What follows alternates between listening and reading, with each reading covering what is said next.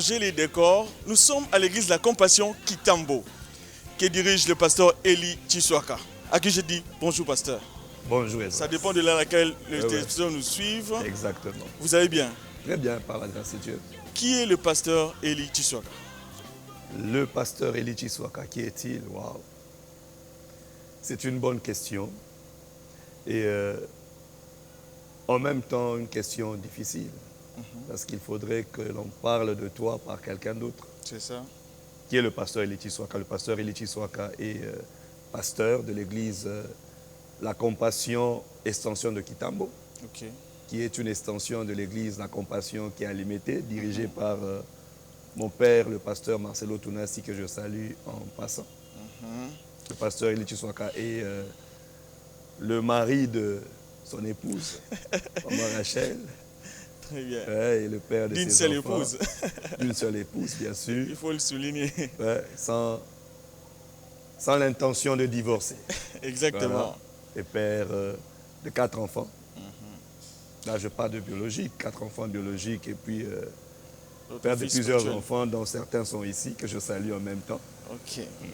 Nous allons parler du ministère. Comment avez-vous reçu l'appel au ministère pasteur? J'avais 11 ans. J'avais 11 ans, je me souviens. J'étais en train de prier. Je priais le Seigneur, j'étais à genoux, 11 ans. Et j'ai entendu la voix du Seigneur m'appeler au ministère. Ok. Le Seigneur me demandait de le servir. Et je lui ai dit carrément, écoute, je suis encore jeune. Donne-moi jusqu'à 18 ans. Oh. Ouais. Donc, maintenant, là, je ne peux pas me donner corps et âme à toi. Mais donne-moi jusqu'à 18 ans. Et vous savez, Dieu est fidèle. Quand j'ai eu 16, 17 ans, je pouvais vraiment sentir Dieu revenir, disant, écoute, tu m'avais dit 18 ans Ouais. et je suis là. Donc, j'ai reçu mon appel quand j'avais 11 ans. 11 ans. Et cela s'est concrétisé à 18 ans. Et c'est comme ça que vous avez débuté le ministère ou vous avez attendu un petit peu? J'ai reçu mon appel à 11 ans. Ok. Et vers 16 ans, 17 ans, je me souviens, donc j'ai reçu l'appel, mais je ne me suis pas converti. Ok. C'est-à-dire, j'ai reçu mon appel avant ma conversion. Ok. Ouais. J'ai reçu l'appel, Dieu m'appelle, mais cependant, je me suis converti à l'âge de 16 ans. Ok. Ouais. À l'âge de 11 ans, c'était une voix qui m'appelait, qui m'interpellait, mais cependant, je ne m'étais pas donné. Ok. Et à l'âge de 16 ans, un jour, dans ma chambre, pendant que je lisais une brochure de Campus pour Christ Ok. qui parle de l'homme charnel, l'homme animal et l'homme spirituel, j'ai eu des larmes qui coulaient dans mes yeux. Et c'est là que j'ai reçu Jésus-Christ comme mon Seigneur et Sauveur. Et en même temps, j'ai répondu à mon appel. C'est-à-dire j'ai reçu mon appel à 11 ans, Ok. mais j'ai passé au moins 5 à 6 ans pour répondre à cet appel. Et quand j'ai répondu à l'appel, le jour après, je me suis retrouvé en train de prêcher. Oh. Ouais.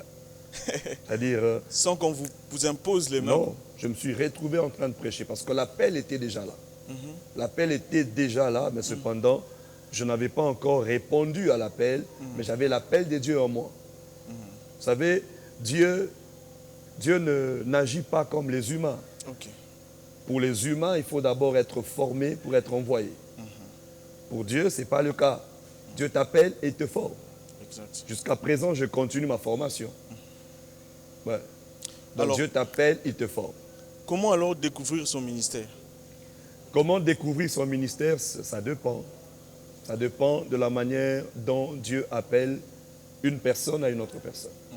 Je prends le cas de l'apôtre Paul dans Actes chapitre 13, verset 2 et le verset 3. Paul était connu comme étant le persécuteur. Il persécutait l'Église, était connu ainsi. Cependant, un jour, Paul, qui se dirigeait vers Damas, qui était spécialiste du cheval, qui était au-dessus, cependant, il s'est retrouvé en bas. En bas. Et là, il a reçu son appel. N'est-ce pas? Oui. Paul reçoit son appel en route. Mais il a fallu que Paul soit accepté dans l'assemblée. C'est là qu'intervient maintenant Acte 13. Dans Acte 13, on nous dit qu'ils étaient en train de jeûner. Dans l'église primitive en ce temps-là, jeûner et prier. Et pendant qu'ils jeûnaient et priaient, le Saint-Esprit dira, mettez pour moi à part Paul et Barnabas pour le service que je leur ai confié. Donc comment découvrir son appel? Premièrement par la rencontre personnelle que vous devez faire avec votre Dieu. C'est-à-dire, tu ne peux pas être pasteur parce que ton église t'a envoyé. Non, non. Le premier pas, la première procédure de l'appel commence d'abord dans votre intérieur. C'est-à-dire, Paul avait d'abord reçu son appel et cet appel a été confirmé. Ok. Oui. Alors, L'appel a été confirmé par le Saint-Esprit et par les aînés dans l'assemblée. Parce que c'est là qu'il y a de problèmes aujourd'hui. Il y a des gens qui disent, on m'étouffe dans une église. On ne reconnaît pas mon ministère. Nous ne sommes pas supposés reconnaître votre ministère si le Saint-Esprit ne témoigne pas de vous. Paul a reçu un appel, nous savons comment il a reçu. D'une manière spectaculaire, il a reçu son appel, on le sait. Il a vu Jésus, Jésus lui est apparu. Mais cependant, ce n'est pas ça qui a empêché à Pierre de se soumettre à l'église. Il y a un temps où vous recevez l'appel et il y a un temps où Dieu vous confirme dans l'église. Et la confirmation dans l'église, elle est de deux façons. C'est-à-dire, elle est d'abord, c'est le Saint-Esprit qui peut convaincre votre père spirituel ou le collège qui dirige l'église. Et puis, donc il y a le témoignage de l'Esprit et le témoignage des anciens. Je crois que le témoignage des anciens se manifeste par l'imposition des mains. Paul n'a pas dit, bon, j'ai reçu Jésus, j'ai reçu mon appel, même si on m'étouffe, je peux commencer. Non, Paul était dans l'église comme tout le monde jusqu'au jour où le Saint-Esprit a parlé aux anciens de mettre à part Paul et Barnabas. Donc, comment découvrir son ministère? Il y a 3 étapes. La rencontre personnelle avec le Seigneur, car il faut qu'il vous donne votre message. Deuxièmement, il faudrait que le Saint-Esprit témoigne de vous auprès des anciens. Et troisièmement, il faut que ces anciens ou le pasteur de l'église vous libère par l'imposition de main. Là, on peut parler d'un ministère. exactement, mais c'est le problème actuel. L'homme, quand il reçoit l'appel, il s'enorgueillit. Il s'est dit, bon, je m'en fous, je dois partir. Et il n'a pas tenu compte de son pasteur ou soit des aînés, comme vous avez dit. Mais c'est quoi les couacs? C'est quoi les grands problèmes? Parce que d'autres pasteurs aussi, il faut les reconnaître, étouffent aussi leurs serviteurs ou ceux qui ont reçu l'appel. Bon, étouffer, je ne crois pas. Parce que l'on ne peut pas étouffer. C'est que Dieu a déjà déclaré prêt à sortir. On ne peut pas étouffer. Je vois très mal un homme étouffer la grâce de Dieu. On a vu comment Pharaon essayait d'étouffer la sortie d'Israël. Et Dieu s'est manifesté. Jusqu'à ce que Pharaon lui-même est venu libérer. C'est-à-dire, Israël n'est pas sorti en cachette. Israël n'est pas sorti par violence. Israël est sorti libéré par Pharaon lui-même. Je crois que le problème avec certains fils dans une église, certains fils de l'église, c'est l'impatience. Exact. Ouais, l'impatience. J'ai reçu mon appel quand j'avais 11 ans. J'ai répondu à l'appel quand j'avais 16-17 ans. Et j'ai été consacré pasteur à 30 ans. Waouh, quelle patience. Donc le problème, c'est la patience. Exactement. Alors, quelle est la souffrance d'un serviteur de Dieu? À l'église actuelle, certainement. C'est-à-dire que quand tu veux débuter une église ou une extension. Implanter une église, premièrement, il faudrait que vous soyez d'abord appelé. Il faut que vous soyez appelé. Parce que, déjà, prenons le cas de Kinshasa. Il y a déjà des églises. Et les chrétiens que vous rencontrez à Kinshasa ont déjà leur pasteur. Alors quand vous venez en tant que pasteur pour implanter une église, vous devriez d'abord trouver le lieu. C'est un problème.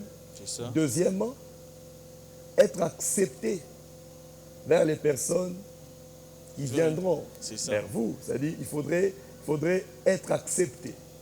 Et les gens vous donneront du temps. Je connais un jour, il y avait un frère qui chaque fois j'invitais à l'église, mais il refusait. Il pouvait rester dehors pendant que nous on a culte et tu l'invites, il te dit, j'ai pas le temps. Mais il est dehors. Mais après le culte, il est toujours là dehors. Jusqu'à ce qu'un bon jour, le même frère est venu me chercher vers 21h. Il était en larmes. Wow. Il n'avait pas de problème. Mais seulement il me disait, pasteur, je voulais juste vous voir. J'ai senti un vide en moi. Et ce vide, il fallait que je vous voie. Et quand il m'a vu, il n'avait rien à dire à part me voir. Et depuis ce jour-là, c'est un de nos fidèles. Wow. Donc, il y a d'abord ça. Ce n'est pas facile d'avoir des fidèles qui vont vous appeler pasteur. Il y a plusieurs pasteurs déjà à Kinshasa. Alors, quand vous venez implanter une église, il faudrait que le Saint-Esprit parle aux frères et sœurs, aux parents, que le Saint-Esprit parle, qu'il témoigne de vous dans les cœurs des fidèles pour que ce fidèle vous prenne comme leur pasteur. C'est pour ça que la Bible dit, mes brebis entendent ma voix et me suivent. Il y a plusieurs enclos, mais cependant, chaque enclos a son berger.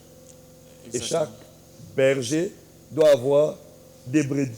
Exactement. Donc ça, c'est l'une des difficultés. Deuxièmement, c'est la difficulté financière. C'est ça. Ouais.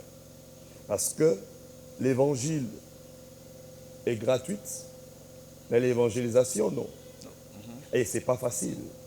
Les gens ne comprennent pas cela facilement. Pour qu'on ait culte, il faut qu'il y ait la sonorisation, il faut qu'il y ait tout ça. C'est un problème. C'est-à-dire une église qui vient s'implanter, cette église non seulement elle cherche un endroit, cette église doit doter de son pasteur, de sa chorale, des moyens adéquats pour faire le ministère. Et c'est ça un problème des partenaires financiers qui accepteraient au début de ton ministère de soutenir financièrement. Il y a des gens qui te diront carrément Dieu t'a appelé mais qui te prennent en charge. Et c'est vrai, c'est le langage que nous entendons au début. C'est-à-dire quelqu'un vient et te dit bon j'observe. J'observe. Et le pasteur peut venir à l'église et peut-être il a loué les instruments et après le culte tout le monde part. Et le pasteur doit toucher sa poche pour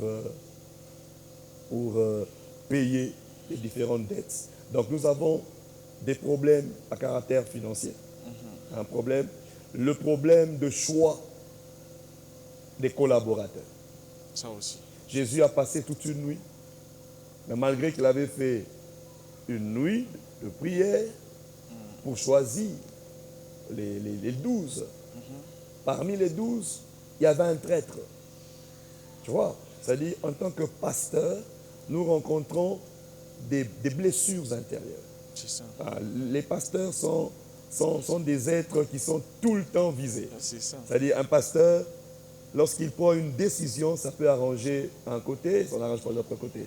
Voilà. Donc, deux fois, le pasteur est entre le marteau et l'enclume. C'est ça.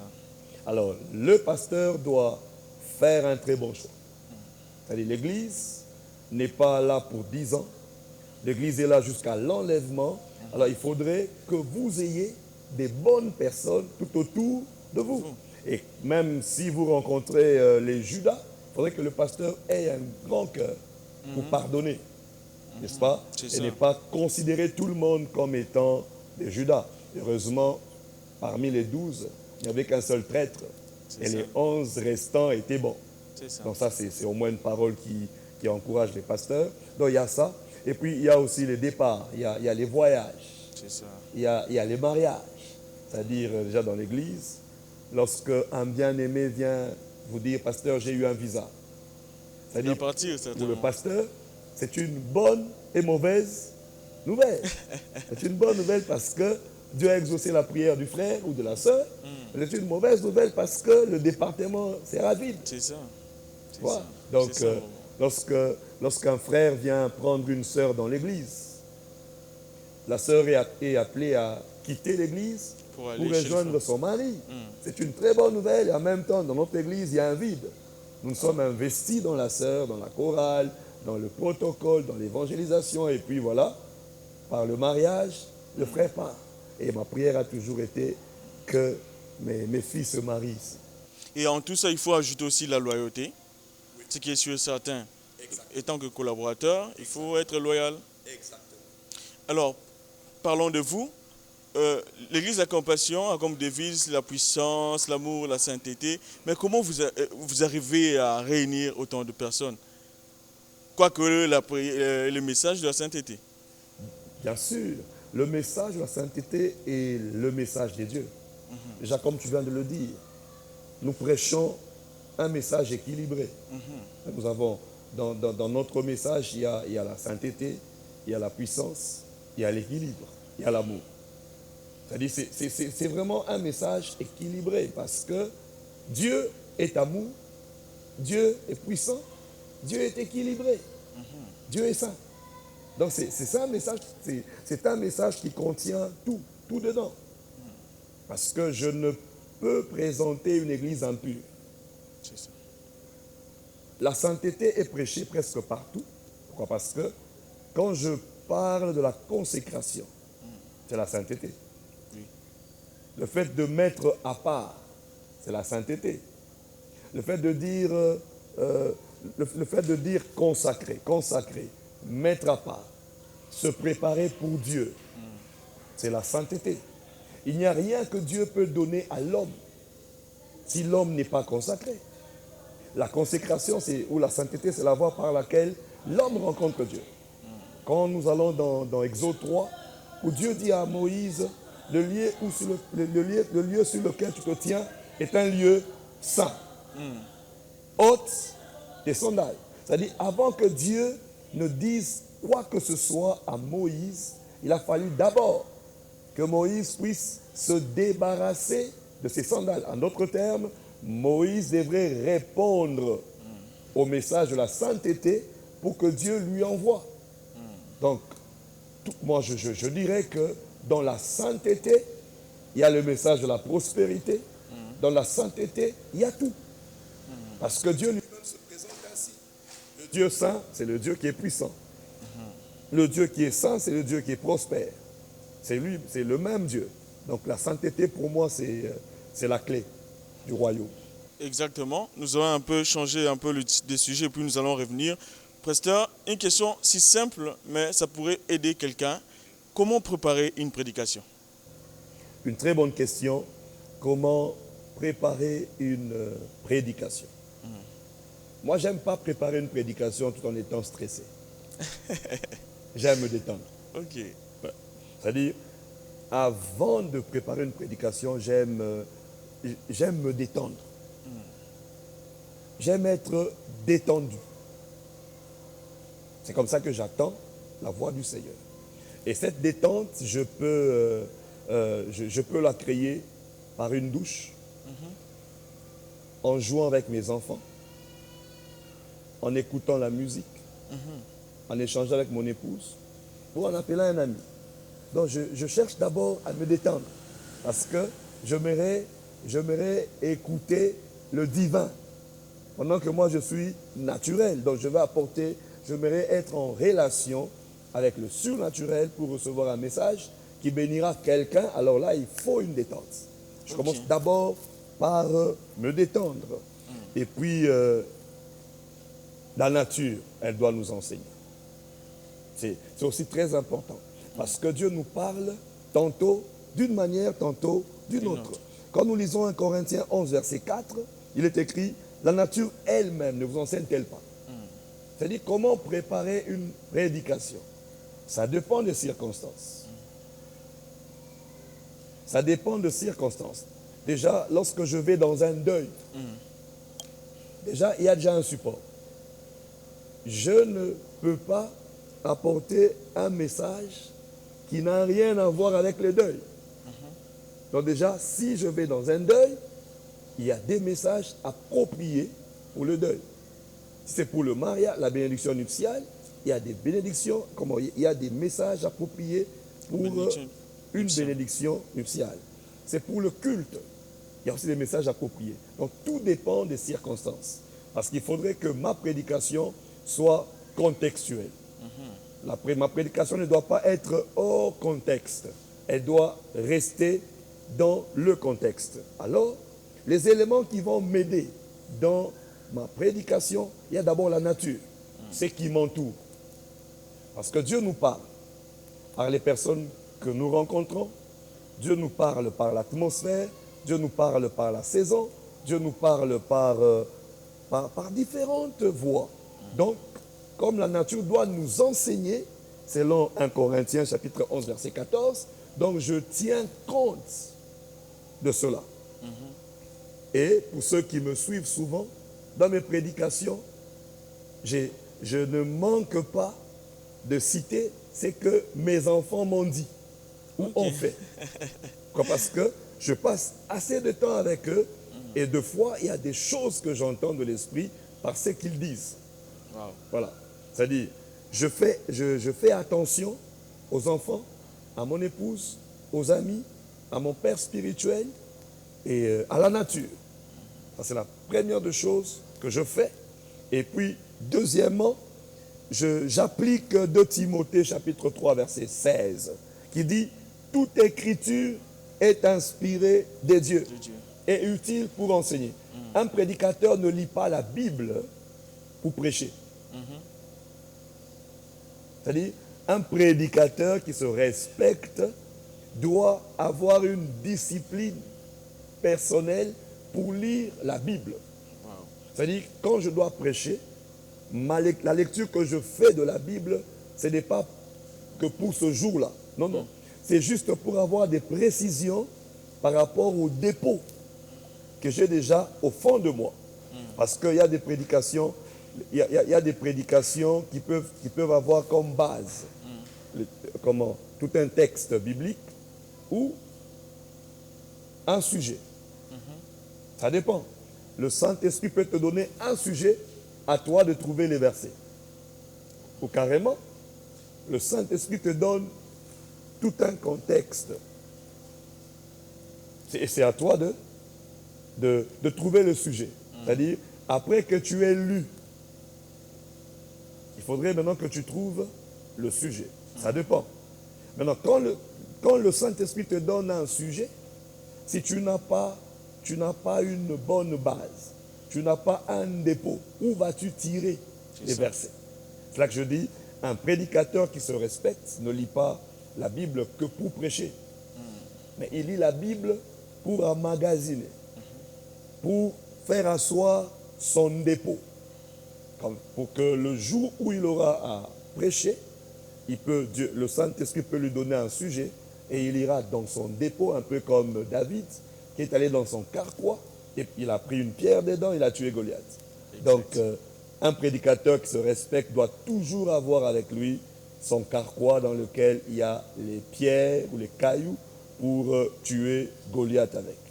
La détente, la nature aussi, permet à ce que vous puissiez préparer votre prédication. Je rappelle que nous sommes à l'église La Compassion Kitambo et nous avons eu le privilège d'être ici par le pasteur Eli Tiswaka. Nous prions souvent. Pasteur, aujourd'hui vous êtes à votre 3e endroit, s'il faut le dire. Comment avez-vous fait? Vous avez constaté un déséquilibre ou il y a eu une croissance? En fait, on a d'abord écouté la voix de l'Esprit, n'est-ce pas? La voix de l'Esprit parce que l'Église est conduite par le Saint-Esprit, c'est lui le chef de la maison. Ouais. On a entendu la voix de l'Esprit. Parce que notre premier déménagement n'était pas causé par le plein. Non, non. C'était causé par la voix de l'Esprit. Et c'est souvent ce que j'appelle la folie. Enfin, la folie parce que, humainement parlant, le nombre qu'on était, on ne pouvait pas quitter là. parce qu'on n'arrivait même pas à remplir le lieu. Mais quand nous avons entendu le go de l'esprit, le vas-y de l'esprit, on s'est soumis, nous sommes soumis et nous sommes allés au deuxième endroit. Au deuxième endroit, Dieu est passé par la voie naturelle. Ok. Dieu est passé par la BRS qui doit, n'est-ce pas, construire dans sa parcelle. Ouais, comme Dieu part tantôt d'une manière, tantôt d'une autre. Nous avons saisi l'opportunité aussi pour chercher ailleurs et nous voici en cellule. S'il faut parler de l'adresse, ici on est où? Nous sommes sur l'avenue Tanganyika, numéro 27B, dans la commune de Kitambo. Donc, non loin de l'école, non loin de l'hôpital général de Kitambo. Exactement. Pasteur, c'est quoi votre secret dans le ministère? Le secret dans mon ministère, c'est d'abord l'appel. L'appel. Donc, j'ai insisté au début en disant que pour commencer l'Église, il faut que vous ayez d'abord une rencontre personnelle avec Dieu, parce que l'Église est dirigée par le Saint-Esprit. Donc, pour qu'une Église soit assise, il faudrait que l'ange de la maison, il faudrait que le pasteur établi ait une relation personnelle avec le Saint-Esprit. D'abord ça. Deuxièmement, de cette relation personnelle va découler le message. Parce que Dieu ne peut t'envoyer sans un message. Donc lorsque Dieu vous appelle, il vous donne aussi en même temps un message. Donc, il y a le Saint-Esprit, la relation avec le Saint-Esprit. Deuxièmement, le message que Dieu me donne, la fidélité, la constance, le respect du message donné, parce que chacun de nous a une particularité, chacun de nous a sa grâce, chacun de nous a son message. Le respect du message.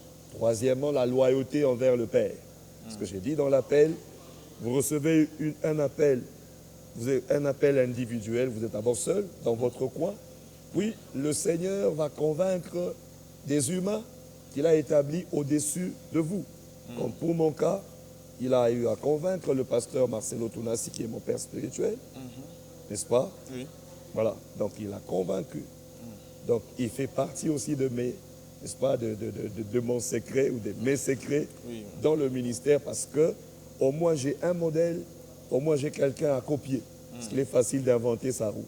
C'est ça. Il est difficile plutôt d'inventer sa roue. Donc lorsque vous avez quelqu'un au-devant de vous, vous avez quelqu'un qui peut vous reprocher, quelqu'un chez qui vous donnez et vous rendez compte, ça vous permet de rester sur les rails. Exactement. Pasteur, étant que pasteur, est-il nécessaire d'étudier la théologie? Est-il nécessaire d'étudier la théologie? Oui. Pourquoi? La Bible que nous tenons, c'est un outil de la théologie. Dieu n'est pas descendu sur la terre pour mettre ensemble les différents livres. Parce que déjà, la Bible elle-même, c'est une bibliothèque. Donc, c'est un ensemble des livres. Et ces livres-là n'ont pas été écrits en un lieu. C'est pas que, voilà, Dieu a pris Moïse, il a pris les prophètes, il a pris ceux qui ont écrit les évangiles, les épîtres et autres, en un lieu pour dire écrivez. Et puis quand on finit, on réunit. Non, c'est un travail. C'est un travail. Dieu a doté de l'intelligence aux humains. Et ces humains-là, n'est-ce pas, inspirés par Dieu, ont réuni les différents livres saints qui constituent aujourd'hui la Bible. Donc déjà, de par la Bible que nous tenons, parce qu'il y a des gens qui disent, il ne faut pas étudier la théologie. Moi, je leur dis, mais écoutez, n'utilisez pas la Bible non plus. Allez chercher les rouleaux. Parce que Jésus-Christ, dans le temple, a lu le rouleau. Jésus n'a pas lu la Bible, il a lu le rouleau. Et dans le rouleau qu'il avait lu, ce n'était pas tout Ésaïe qu'il avait entre les mains. Tu vois un peu ça? Oui. C'est-à-dire, si on devrait avoir les rouleaux, je ne pense pas que même dans cette église, on aurait tous les rouleaux. Mais cependant, Dieu a doté de l'intelligence aux humains pour qu'ils aillent réunir les différents livres en un lieu, Aujourd'hui, nous avons la Bible comme livre, en papier. Nous avons la Bible électronique. C'est-à-dire tu peux même te promener avec dans ta poche. Chose qu'on ne pouvait pas faire hier. Et tout ça, c'est quoi? C'est la théologie. Je crois que beaucoup de gens ont un problème parce qu'ils ne savent pas ce que c'est la théologie. Dans la théologie, on n'enseigne pas, on n'étudie pas Dieu. Non. La théologie enseigne quoi alors? La théologie, de par le mot théologie. Théologie, c'est théos, logos. Théos comme Dieu, logos comme discours. Donc la théologie est un discours sur Dieu. Tu vois? C'est un discours sur Dieu. Dieu étant un Dieu qui se cache et qui se révèle, alors l'homme est sur la terre. L'homme peut dire non, non, non, non, le soleil est loin. Je crois qu'il y a un être supérieur qui a placé ce soleil là. Parce qu'il a observé le soleil. Il y a un temps où le soleil se lève, il y a un temps où le soleil se couche. Et puis c'est une répétition. Ça ne se fait pas au hasard. Alors on se dit, derrière cette harmonie, il y a une intelligence. N'est-ce pas? C'est la théologie. Même les soi-disant athées, ils tombent dans le discours sur Dieu. Parce que des choses qui nous dépassent sont dirigées, gérées par Dieu. Donc je crois que c'est un problème d'ignorance. Nous n'étudions pas Dieu. Tous les pasteurs, qu'on le veuille ou pas, font la théologie. Certains sont des autodidactes. D'autres sont passés par le banc. Exactement. Mais apparemment, la théologie a un point négatif. Comme on dit, apparemment, la théologie, il y a la théologie qui apporte aussi l'hérésie. Je ne sais pas. Est-ce vrai ou soit ce sont des histoires qu'on nous dit, qu'on nous rencontre? En fait, dans tout le métier, il y a le bon côté et le mauvais côté. Il y a des médecins aujourd'hui, n'est-ce pas? Il y a des médecins qui vendent les appareils des humains. N'est-ce pas? Oui. Il y a des médecins qui font la chirurgie, non pas pour guérir, mais pour tuer et vendre. C'est pas pour ça qu'on dira que la médecine est mauvaise. Il y a le bon côté dans la médecine et le mauvais côté. Je crois que tout dépend de ce que l'étudiant en théologie est allé chercher. Parce que comme j'ai dit au début, la théologie n'est qu'un discours sur Dieu. Donc un professeur peut venir avec son discours à lui, selon celui qu'il a compris comme Dieu. Alors à moi de tamiser, parce que même la prophétie est appelée à être examinée. Alors pourquoi je n'examinerai pas le cours que j'ai reçu par un professeur? Wow. C'est très fort. Ouais. Donc très fort. c'est un discours sur Dieu. Exactement. Une question qui m'est venue à l'esprit. Je rappelle que vous êtes aussi coordonnateur des extensions, père de famille. Comment acceptez-vous de gérer tout ça? Ce n'est pas facile. Ce n'est pas facile. Ouais, ce n'est pas facile. Heureusement que Dieu a dit n'est pas bon que l'homme soit seul. Donc, le fait déjà d'avoir madame à la maison, ça me permet d'avoir 2 pieds. Nos salutations à maman Rachel. Merci. Voilà. Donc, le fait déjà d'avoir madame à la maison, ça me permet d'avoir mes 2 pieds sur la terre parce qu'il y a des choses qu'elle te rappelle. Ouais. Elle comble certains vides. C'est pas facile. C'est pas facile de coordonner les églises. C'est pas facile de suivre les enfants et d'être moi-même titulaire dans une église. C'est pas facile, mais par la grâce de Dieu, comme nous prêchons l'équilibre, on fait de notre mieux. N'est-ce pas comme aujourd'hui lundi? Lundi, normalement, c'est un jour où je me dis off. Ouais. Et nous avons tourné. Mais on a tourné. Wow. Elle a compris. Ok, pasteur, je rappelle que vous êtes aussi auteur du livre L'enfer, mythe ou réalité. Comment se portent les livres? Le livre va bien. Le livre va bien. Seulement, le titre effraie certains. Certains m'ont dit, pasteur, pourquoi un tel titre? Pourquoi parler de l'enfer? Pourquoi ne pas trouver un autre titre? Et puis révéler le message qui est dedans? J'ai dit non, non. L'enfer étant une réalité, il est temps qu'on en parle parce que Jésus-Christ revient bientôt. Et comme je l'ai souligné là-dedans, le Luc chapitre 16, verset 19 jusqu'au verset 31, n'est pas une parabole, mais c'est plutôt une réalité parce que Jésus-Christ a souligné là-dedans les noms des personnes. Donc il y a Lazare et puis il y a Abraham. Okay. Tu vois, il y a plusieurs générations là-dedans. Lazare n'a pas vécu au temps d'Abraham, mais cependant, dans l'éternité, ils se sont retrouvés. Ils se sont rencontrés. Donc, il y a vraiment un message que l'Église doit connaître. Donc, c'est vraiment un livre que je conseille aux gagneurs d'âme. C'est un livre que je conseille aux gagneurs d'âme, je conseille à toute l'Église. C'est vraiment un manuel. C'est un livre que nous avons résumé. Il y avait beaucoup à dire, mais cependant, l'Esprit me dirigeait à résumer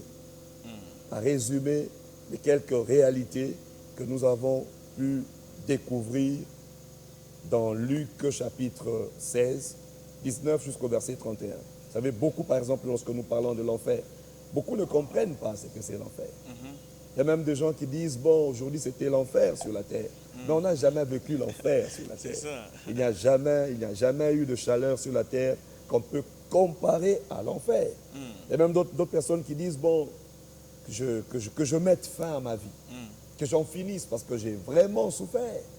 Mais quand vous mettez fin à votre vie, c'est pour entrer dans la vraie souffrance, dans une souffrance éternelle. Parce que pour nous chrétiens, la mort n'est pas la mort est un sommeil. Et la mort n'est pas seulement, et puis ce n'est pas seulement pour les chrétiens, c'est pour tout humain. Quoique nous aimons dire chaque fois qu'il y a mort, qu'il y a eu un esprit de mort, mais écoutez, pour moi la mort n'est pas seulement un esprit de mort. La mort est un rendez-vous de tout humain. Ce n'est pas sorti, ce n'est pas Satan qui avait prononcé ce mot pour la première fois. C'est Dieu lui-même. Dieu a dit à Adam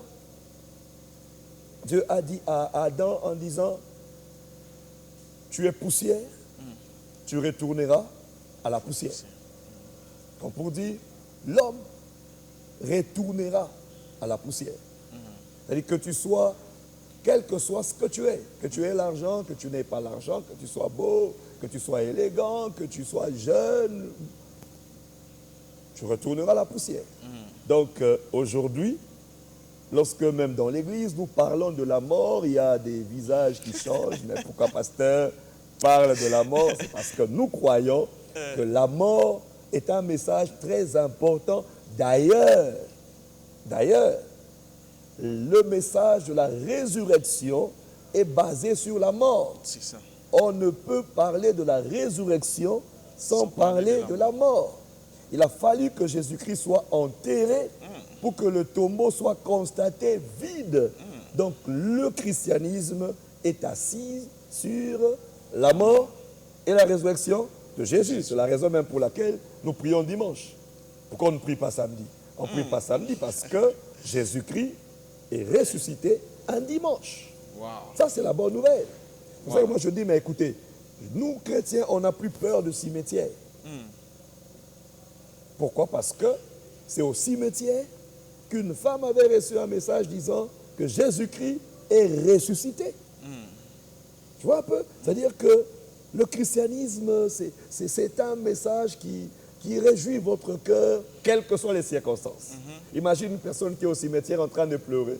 Mais cependant, la personne qu'elle était en train de pleurer lui dit, écoute, je suis là. Je suis vivant. C'est grave. Là, il faut applaudir pour Jésus. L'enfer, mythe ou réalité, écrit par le pasteur Eli Tiswaka, mesdames et messieurs. Vous pouvez le trouver ici à l'église de la Compassion Kitambo. C'est bien sûr payable. C'est payable. Nous avons aimé ces livres. Un jour, nous avons d'ailleurs tourné une émission là-dessus. Je vais lire. L'enfer étant une réalité de condamnation éternelle destinée principalement au diable, sera également l'héritage de ceux qui auront choisi de les suivre au mépris de leur âme. Waouh, c'est très fort. Il faut le chercher, ces livres. Maintenant, pasteur, nous allons entrer dans le vif du sujet. Bien sûr que nous atterrissons déjà. Parlons de la construction. Est-ce que l'église de la Compassion Kitambo a déjà trouvé un endroit où elle est? L'église de la Compassion Kitambo est encore locataire, mais nous croyons que c'est pour un temps. Bientôt, très bientôt, par la grâce de Dieu, nous serons bailleurs. Nous allons trouver notre propre lieu pour y ériger le temple du Seigneur. Moi, je crois. Amen. Amen.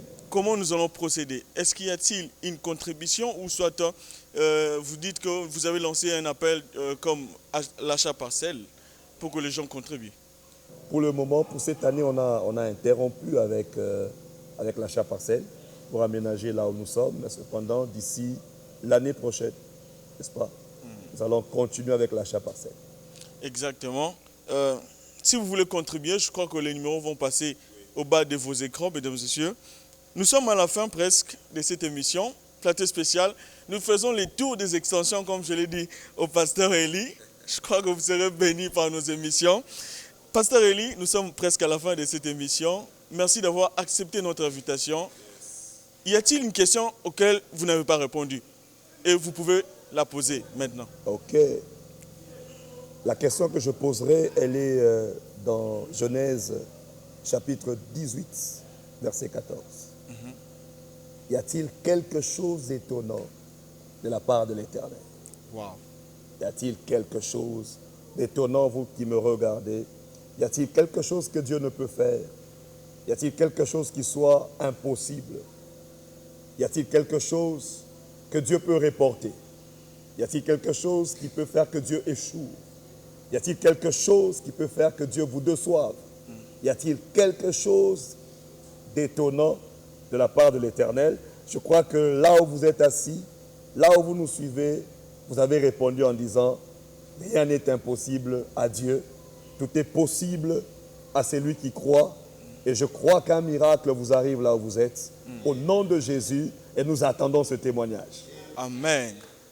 Une autre prière, pasteur, pour toutes ces personnes qui disent, j'ai entendu le pasteur Eli parler pendant l'émission et je veux recevoir Jésus-Christ comme Seigneur et Sauveur.